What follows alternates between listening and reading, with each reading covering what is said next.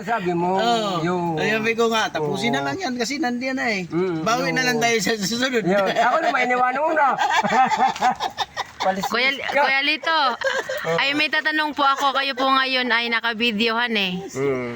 Ay ibig ko pong sabihin, kayo po ngayon ay nag-average ang inyong palay ng 58 hanggang 65 ang bigat ng bawat sako. Kamusta po yung land preparation ninyo? Na ano po mga na-spray ninyo hanggang sa dulo? Abay, na-spray ko lang yung binigay lang niya. Kasi ang pinakakuha kasi Maita, hindi ako, wala akong kinukuhan. Opo. Yan ang sinusunod ko. Oo, MI. MI. Pero kamusta po yung land preparation? Ibig sabihin, siyempre po, maulan tayo, nagsimula tayo ng maulan. Oo. Nakapag-spray po kayo ng sakuhol. Oo, nakapag-spray. Ano ito yung nakukuha ko sa... Isang beses lang naman. Isang beses lang. Sa damo po, Abay, kuwan. Kumbaga may aking inuuti-uti ko. Ano naman daw, may aking hinahapaw pa. oo. At saka ano, Ay sa mga uod po. Abay, wala akong sinami. Gawa na iyan talagang masasabi ko probado yan dahil hindi natanga niya, walang uhod, akong pinagmamasdan. Wala akong masabi.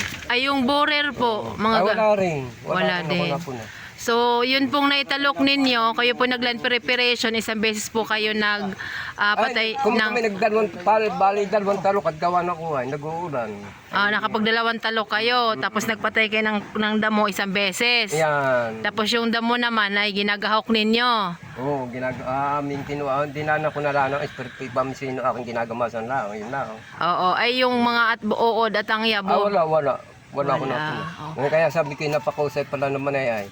Ang kulay eh. Makapati tayo. nakasira ang paa, nasira ang paa ni brother. Oo. Baka mahagin.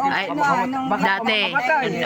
Ginagamit yung ano, ay ang paa niya nagkaroon ng sugat. Ngayon wala siyang sugat. Wow. So kasi ngayon, dahil wala kayong chemical na inilagay. Siya lagi nag-i-spray, walang sugat ang paa niya. Gawa na sinusunod ko siya, hindi ako kumukuha. Gawa na siya nakikipag-usap sa inyo. Siya pati ang nakikipagkukuha ng araw na Spray. Yan, sinusunod ko, hindi ako nasusunod. Binibilangan ko. Binibilangan niya ako. Gagalit sa kayo eh. Kaya kita yung resulta. Makalampas na yan. Ay, kamusta po yung ano pong masasabi ninyo nung kasalukuyan na kayo hanggang sa ngayon na kumbaga parang unang cropping nyo po ito ng organic at nung nakaraan? Ako'y masasabi ko'y ba't parang mabigat na palay nga. Ay, ako'y kuwan. Mabintog ang palay. O, mabibintog. At saka walang ano. Wala siyang, ano nga tawag doon, yung ipa. Ayan. Oo, malinis, malulusog. Ayan, buo yung butil. Okay. Oo. Nakakatuwa. Ay, ano mo Okay mo din na yun. yung harvest. Oo, na-video ko na po yan. Salamat sa Panginoon. Opo, so ngayon po ay wala pong pagkalugi. Baga, kamusta naman po? Abay, wala gawa na kayo mo nakagano na ito Oo. Ay, biruin mo ang hindi nyo na-spray, yung wala kayong in-spray. Nag-urea baga kayo? Nagpatapon ako. Isang beses. Isang sako. Isa ako na ako. Nagpatapon. Oo, isang sakong urea. Tapos? Tapos sa inyong Hinabol hindi ko na alam. Tapos 14 na, diretso na. Yan. Oo, pero yung ano po, yung inyong pang-uod at ang lahat, yun ang naitipid ninyo. Hindi. Doon ako nakakuha. Oo. Wala. Ayun pong area po ninyo nito na kabuuhan. Ay, kumbaga may kabuuan niya yun ay lumakay. Kulang po. Ay, bali. Yan ang Wala masasabi. isang hektarya. Oo, kulang ng 1 hektarya. At kayo ay naka 94. Ngayon po ay ilang sako po? Ilan sako po yung urea? Isang sako. Sako. Tapos ang complete, dalawa. Tapos 0060. Bali, 4 na sako ang nagamit ninyo.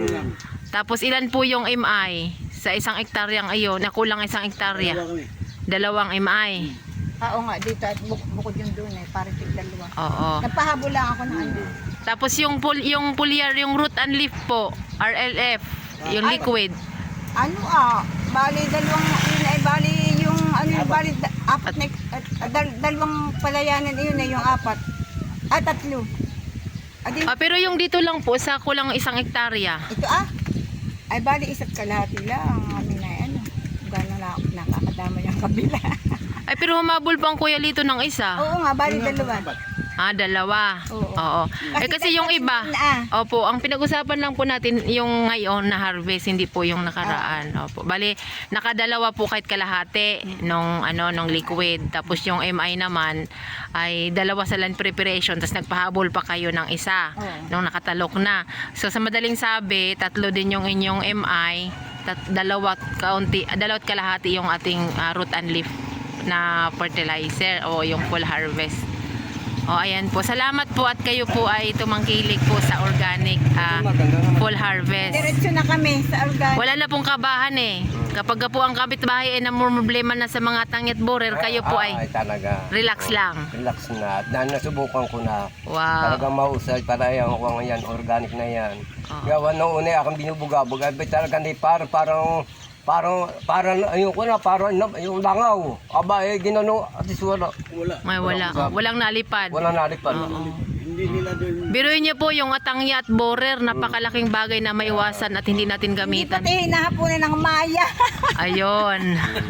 Ganong matitigas yung Yung dahon. dahon ay takot. Hindi na kayo nagbantay ng maya ngayon. Wala, Kasi hindi na. Ang maya ay kayo na sakot. Matitinos na Yes. dahon na siya ay nakatayo lang. Pero nung hindi kayo nag-organic, kayo ang nagbabantay sa maya. Takot kayo sa maya noon. Oo, kami takot sa maya. Nagbubugaw pa kami. Ay ngayon po, ang maya na ang... Kami nagbubugaw ng maya. Wow, dahil po sa organic. Oo. Ayan, salamat po at ang mga senior ay natutuwa sa kanilang mga harvest ngayon na napakaganda ng kanilang harvest. At hindi po sila nag-spray ng kahit anong chemical. So, sa mga susunod na cropping natin ay sa batas na po yung ordinance na sinusulong ni Consial Owe kung kaya tayo po ay magiging branded na dito sa Infanta. Magiging organic city na tayo. Ayan, maraming salamat po Tita Marieta sa iyong patuloy po na pagpipray sa ating mga ginagawa sa bawat Talaga po, araw. ang mga magpapalayan po, hindi po ako nag-pray dahil nung makakilala ko sa Panginoon, ay akin na pong gusto ko pong apain ng Panginoon ang mga aba na walang inaasahan kundi ang Opo. Diyos. Amen. Amen. Opo. Maraming salamat po at magandang tanghali po.